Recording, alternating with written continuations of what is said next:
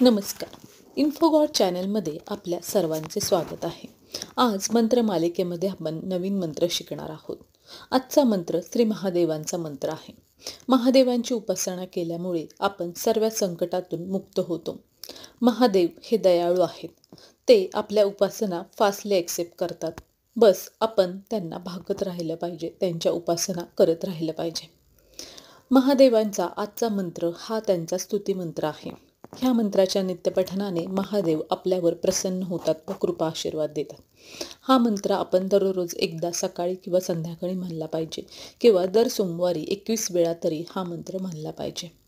यामध्ये महादेवांचं नंदी व सुरभी रूपातलं कौतुक केलेलं आहे. तसेच ते वारा, अग्नी व पृथ्वी रूपामध्ये कसे आहेत व आपल्या देहामध्ये पण कसं त्यांचा अंश आहे याचं त्यांचं एक भावार्थ रूप व मतितार्थ ह्या मंत्रामध्ये दिलेला आहे. हा मंत्र आपण नित्यपठन करावा. हा मंत्र पुढील प्रमाणे आहे. शर्वाय क्षितिरूपाय नंदी सुरभये नमः ईशाय वसवे सुभ्यम नमः स्पर्श मयात्मने. मंत्र पुन्हा ऐका. शर्वाय क्षितिरूपाय नंदी सुरभये नमः ईशाय वसवे सुभ्यम नमः स्पर्श मयात्मने. मंत्र तुम्हाला पोस्टमध्ये देखील मिळेल. धन्यवाद.